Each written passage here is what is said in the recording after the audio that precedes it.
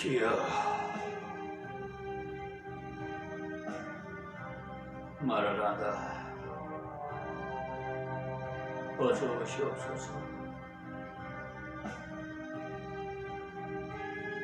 아버지,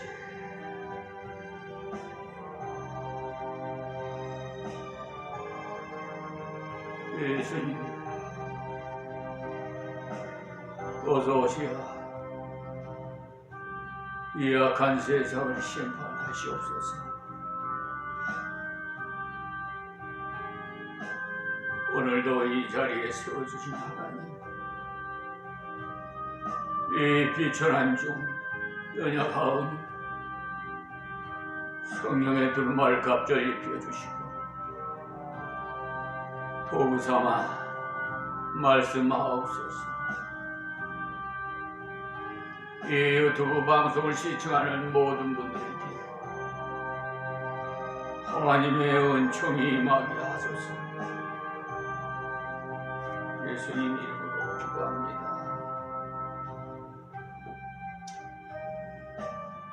아버지, 할렐루야. 거룩하고 복된 성일 2월 넷째 주, 특별히 사순절 기간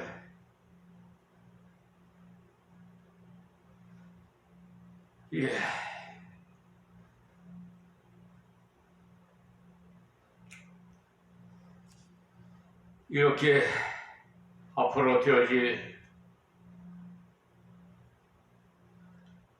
계시록을 증거하게 하여 주신 하나님께 모든 감사를 드립니다. 우리 모두 할렐루야 영광 돌립시다. 오늘은 이제 계시록 22장으로 마지막 장입니다. 1절에서 3절 말씀을 봉독해 드리겠습니다. 또 저가 수정같이 맑은 생명수의 강을 내게 보이니 하나님과 및 어린 양의 보좌로부터 나서 길 가운데로 흐르더라.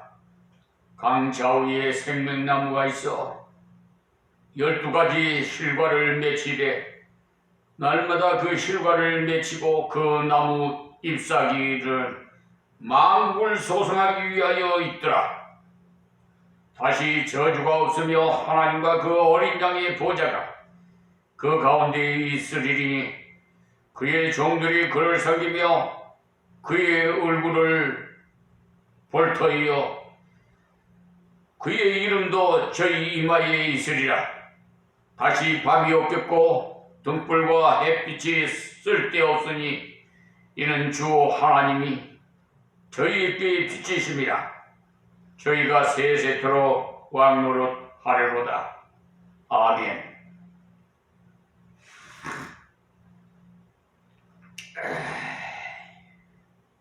요한 계시록의 결론 부분이 되는 22장에 이제 왔는데, 요한계시록을 마지막 때 교회에 여러가지 환란의 역경이 있을 것을 말씀함과 같이 그 역경과 환란을 반드시 주님의 은혜로 승리할 것을 말씀하셨습니다. 지난 시간에 또 말씀드렸습니다마는 21장과 이 새벽에 말씀드린 22장에서는 주님께서 다시 오심으로 영원 무궁한 세계에서 살게 되는 성도의 생활을 말씀하고 계십니다. 요한의 계시록 21장 1절에서 8절까지 말씀에서 앞으로 갈 처소에 대해서 종합해서 말씀하셨으며 그에서 바로 새 하늘과 새 땅을 주시고 거룩한 성 새 예루살렘을 주시는데 얼마나 좋은지 신부가 신랑을 맞이하기 위해 단장함같이 아름답다고 말씀하셨습니다. 특히 3절에서는 보라 하나님의 장막이 사람들과 함께 있음에 하나님이 저희와 함께 거하시니 저희는 하나님의 백성이 되고 하나님이 친히 저희와 함께 계셔서라고 하셨습니다.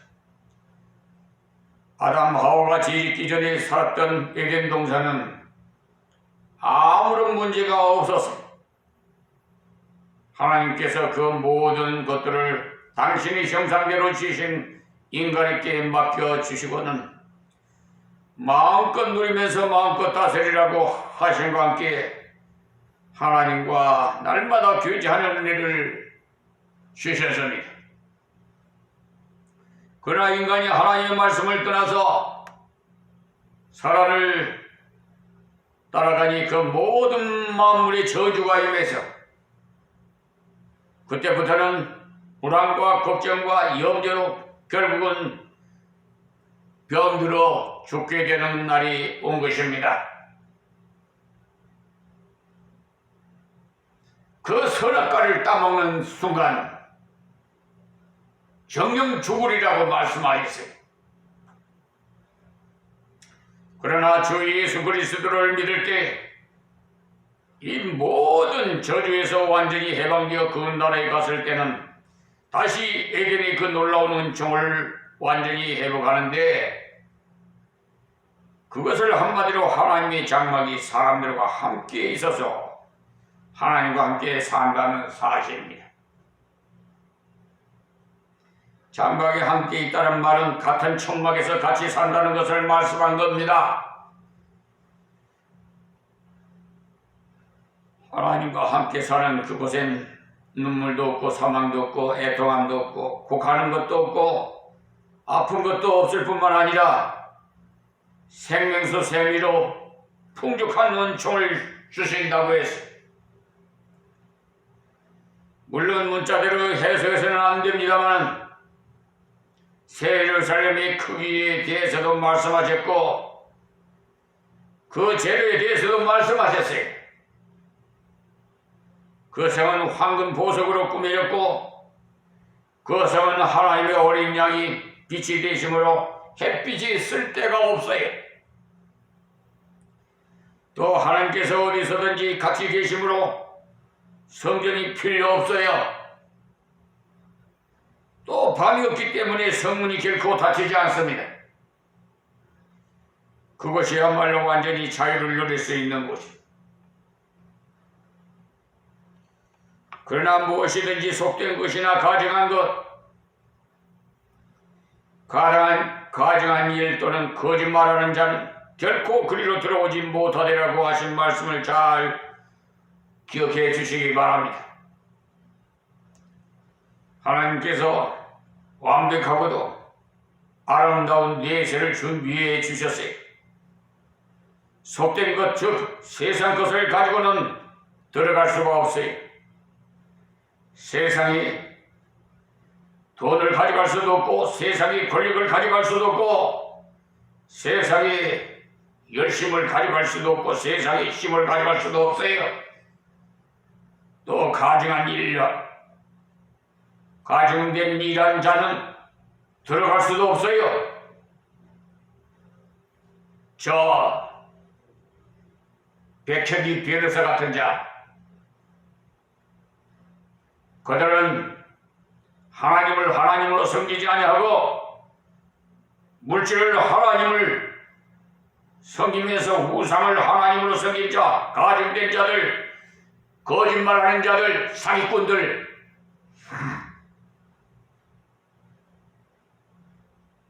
저 서울중앙지방법원, 고등법원, 대법원 심의했던 관련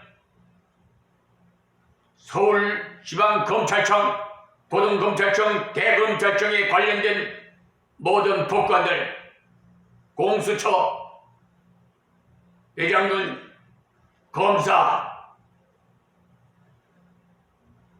김진욱 공수처장 같은 분들은 하나님 앞에 회개하지 않으면 유황불이 타는 구더지가 들끓는 곳에, 죽을래야 죽을 수도 없는 곳에 유배된다는 사실을 아시기 바랍니다.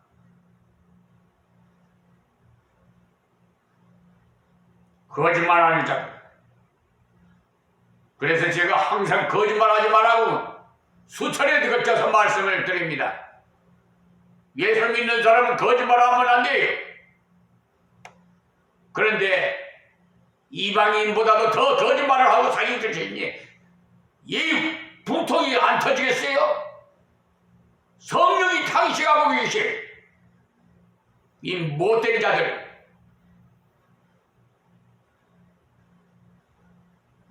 네? 세상법을 악용해서 돈벌이하는 저 판검사 저 변호사를 짜고, 네?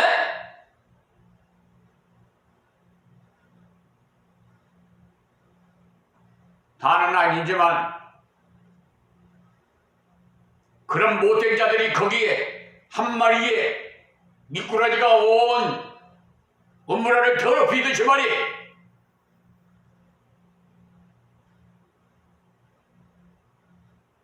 앞으로 보세요. 주님 오실 날이 가까우고 있어요.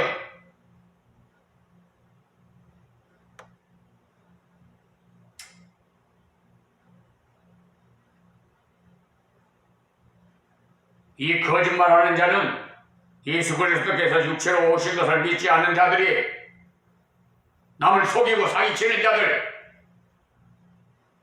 예수님께서 육체로 이 땅에 오셔서 십자가에 죽으시고 3일 만에 살아나신 복음을 믿지 않는 자가 거짓말하는 자. 하나님께서 예수를 믿으면 구원해 주신다고 약속하셨는데도 불구하고 생각할 수 없노라고 받아들이지 않으니 가장 큰 거짓말이지. 그런 거짓말쟁이는 그 나라에 들어갈 수가 없지. 그러나 오직 어린 양의 생명책이 기록된 자들 뿐이라 하였지. 곧 어린 양 예수 그리스도의 속죄를 믿는 자들이 이름을 기록한 책이 어린 양의 생명책이에요. 예, 특별히 말이야, 세상 돈이 그렇게 좋아요? 죽을 때까지 오갈 거예요? 변호사 하시는 양반들, 특히 백형기, 김준래, 네? 또 누구더라?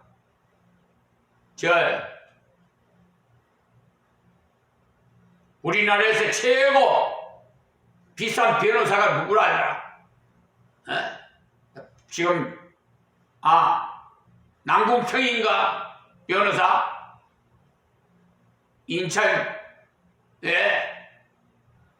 지방법원 근방에 있는 남궁평 변호사? 제가 하나님 지혜로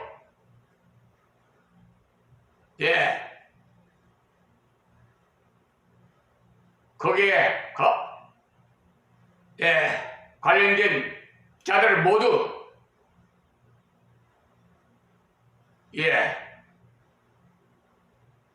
이 세상법에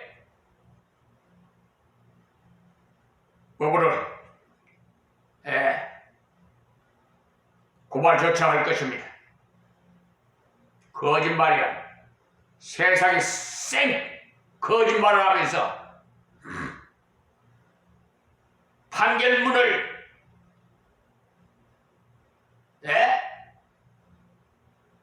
작성해가지고 말이야.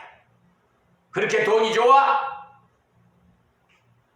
헌법 103조를 위반하는 판사는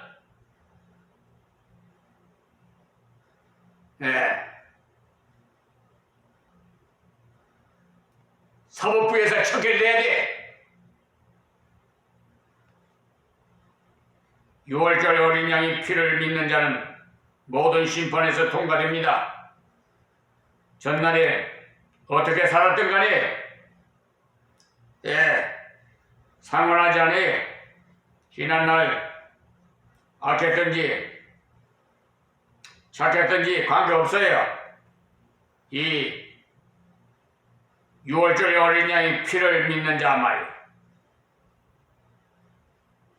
이런 자는 다 통과될 것입니다. 지난날 성질이 고약했든지 고상했든지 관계없어요. 6월절 어린 양의 피 아래 있기 때문에 안전하기 때문이죠. 그들은 다 그날에 들어가서 완전한 복락을 누리게 될 겁니다. 오늘 새벽 22장 1절에서 5절까지는 21장에 붙어 놓았다면 연결상 더 좋을 뻔했어요. 장과 저는요, 성경 공부하기 좋아라고 편의상 나눈 것이지 영감으로 나눈 것 아닙니다. 편의상 나누다 보니까 잘못 나눈 것이 더러 많아요. 21장에 기록된 천국 생활에 대한 말씀이 21장 마지막 절에서 끝난 것이 아니라 22장 5절까지 연결되어 있기 때문에 22장 5절까지는 21장에 붙어 있었으면 더 좋을 뻔했다 이 말씀입니다. 여러분이 성경을 보시면 21장 마지막 절에 문단 끝이라는 표가 0으로 이렇게 0 없이 22장 1절에 또 하고 연결되어 있다는 것을 알 수가 있어요. 22장 1절에서 5절까지는 우리가 다 그 나라에서 무엇을 먹고 사느냐에 대한 내용인데요. 1절에 또 저가 수정같이 맑은 생명수의 강을 내게 보이니 하나님과 및 어린 양의 보좌로부터 나서 했어요. 사람이 살아가는 데 있어서 물이야말로 가장 중요한 부분에 속하죠. 물만 있으면 100일까지도 버틸 수 있다고 할 만큼 물이 중요해요.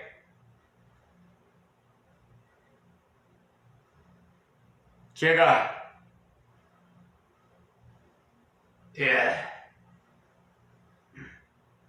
하나님께서 53세에 장기금식을 40일 시켜서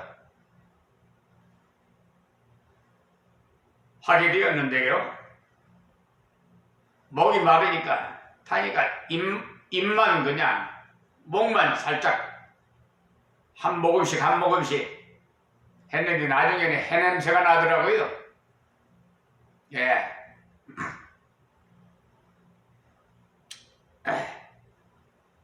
그러나 어쨌든 간에 물만 먹어도 100일은 살 수 있다고 합니다. 그런데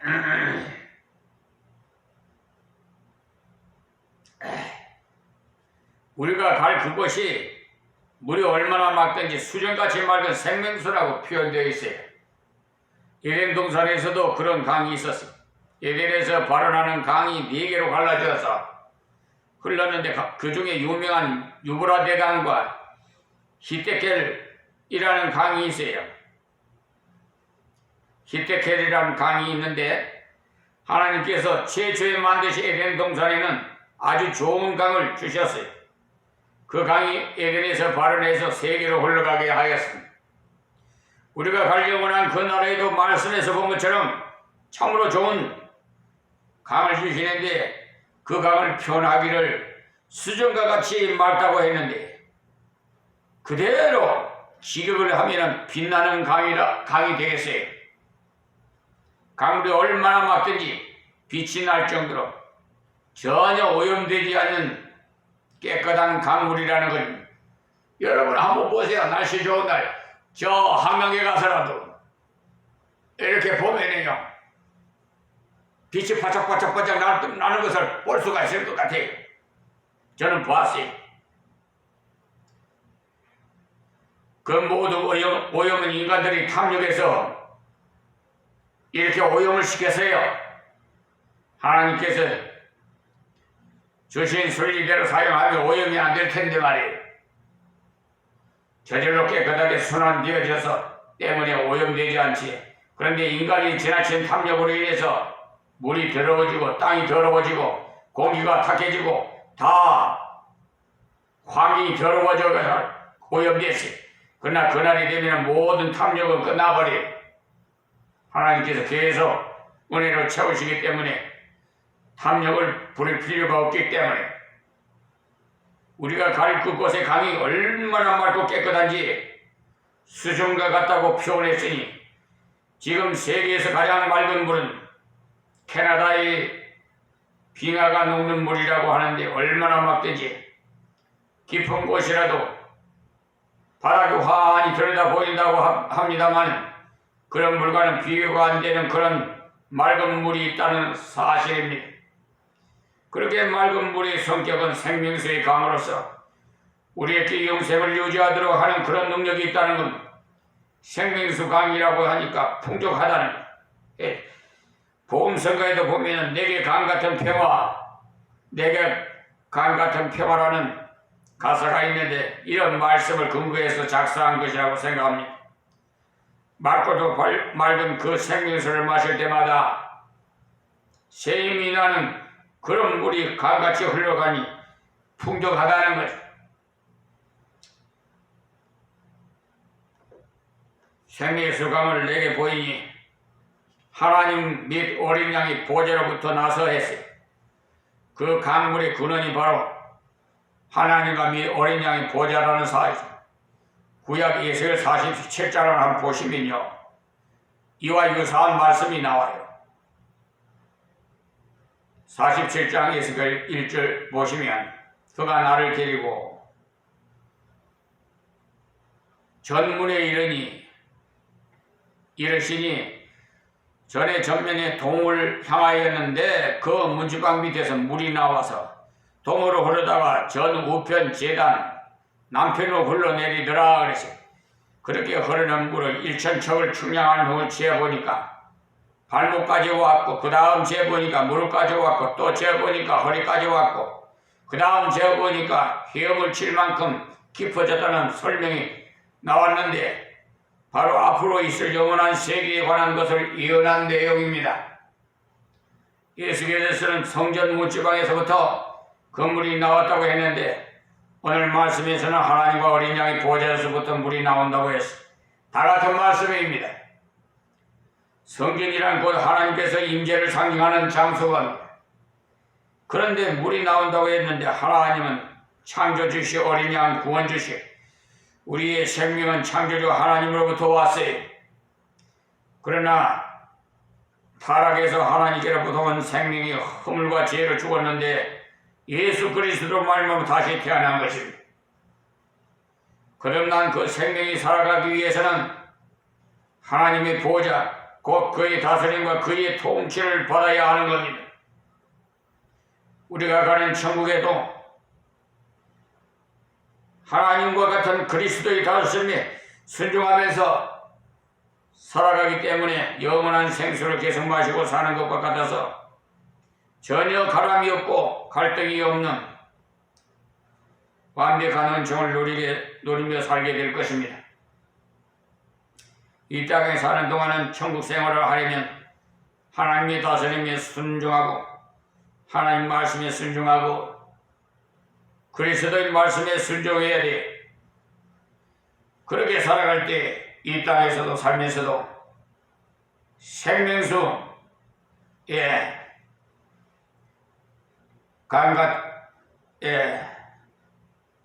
그런 강물을 먹는 것처럼 생명의 그 충만하는 정이 계속될 것입니다. 요한복음 7장 37절에 말씀하시기를 영접 끝날 곧 그날에, 명절 끝날 곧 그날에 예수께서 서서 외쳐 가라사대 누구든지 목마르거든 내게로 와서 마시라.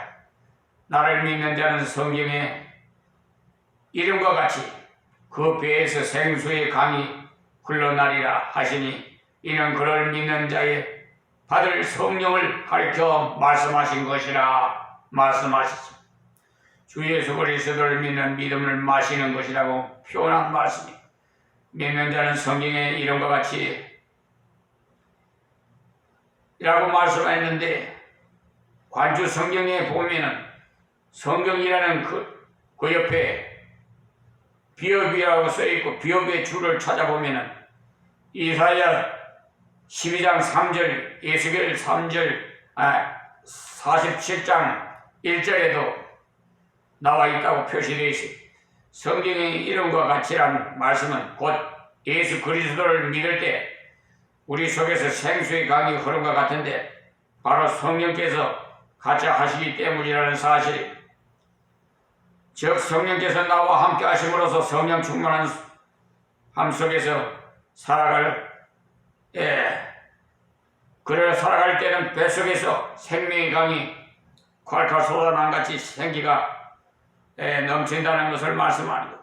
하나님께서 흙으로 사람을 지으신 후에 생기를 불어넣으시니 성령이 되었다고 했습니다. 그 생명이 하나님의 말씀을 떠나니까 죽은 자가 되었어요.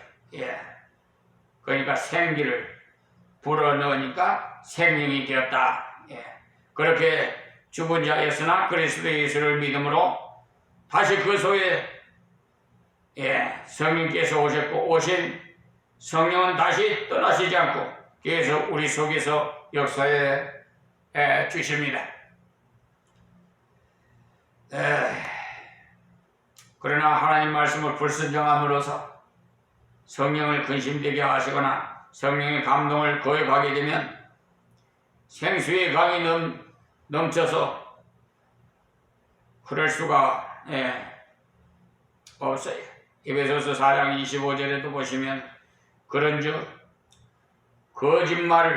거짓을 버리고 각각 그 이웃으로 더불어 참된 것을 말하라. 이는 우리가 서로 지체가 됨이나 분을 내어도 죄를 짓지 말며 해가 지도록 분을 품지 말고 마귀로 틈을 타지 못하게 하라. 도적질하는 자는 다시 도적질하지 말고 돌이켜 빈궁한 자에게 구제할 것이 있기 위하여 제 손으로 수고하여 선한 일을 하라. 무릇 더러운 말은 너희 입 밖에도 내지 말고 오직 덕을 세우는 데 소용되는 대로 선한 말을 하며 듣는 자들에게 의리를 끼치게 하라. 하나님의 성령을 근심하게 하지 말라. 그 안에서 너희가 구속의 날까지 인치심을 받았느니라 말씀하십니다. 앞에 쭉 말씀하신 내용들이 바로 성령을 근심하게 하는 짓들을